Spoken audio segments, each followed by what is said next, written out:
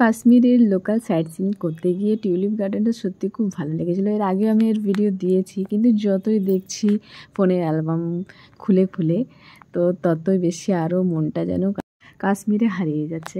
কাশ্মীরে টিউলিপ গার্ডেনটা এত সুন্দর, অনেকটা এলাকা জুড়ে এত ভালো লাগছিল।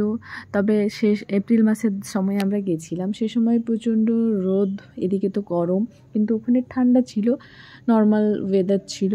রাতের দিকে খুব ঠান্ডা, আর বৃষ্টি হলে একটু বেশি ঠান্ডা লাগছিলো, কিন্তু রোদ যখন দিয়েছিলো ভালোই গরম লাগছিলো, কারণ কি হাঁটতে হচ্ছিলো অনেকটা এরিয়া জুড়ে।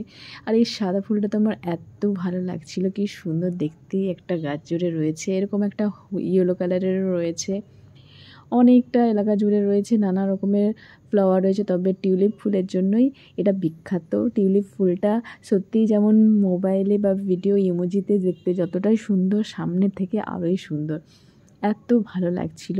ফুলের সৌন্দর্যটা সে বলে বোঝাতে পারবো না। আর এই ফুলটা একটু অন্যরকম, নতুনত্ব, বেশ ভালো লাগছিলো, তাই আমি এখানে দাঁড়িয়ে একটু ভিডিও করে নিলাম। তারপরে এই পিঙ্ক কালারটা তো সবথেকে বেস্ট লাগছিলো, হোয়াইটটাও খুব ভালো লাগছিলো। তো যতই ভিডিও ফটো করি না কোনো শেষ আর হচ্ছিল না। ফোন নিয়ে যেতে গেলে ফোনের মেমোরি ফুল তো হবে ডেফিনেটলি সবারই।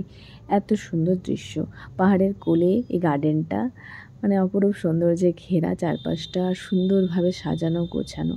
এত লোকের ভিড় মার্চ এপ্রিল মাসে, যেহেতু টিউলিপ সিজন চলে, টিউলিপ ফেস্টিভ্যাল চলে, সেই জন্য এই সময়টাতে আসে, এই সময়টাতে ফুলটা পাওয়া যায়, অন্য সময় ফুল পাওয়া যাবে না টিউলিপ গার্ডেন, আর খোলাও থাকে না। তো দেখুন কি সুন্দর ভিউটা, হোয়াইট ফ্লাওয়ারগুলো কত সুন্দর লাগছে। টিউলিপ ফুলটা আমি এমনি আগে তো প্রথমত দেখিনি, এখানে এসে দেখলাম, এরকম ভিডিওতে দেখেছি। তো কি সুন্দর ভিউটা ছিল, এখানের ভিউটা সব থেকে বেস্ট ছিল।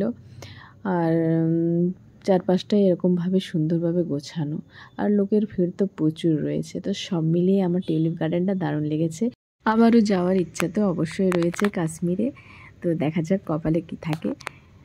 তো সব মিলিয়ে টিউলিপ গার্ডেন তো আমার খুব ভালো লেগেছে। আপনাদের কেমন লাগলো অবশ্যই কমেন্টসে জানাবেন। নেক্সট ভিডিওতে আবারও দেখা হচ্ছে, ততক্ষণের জন্য বাই।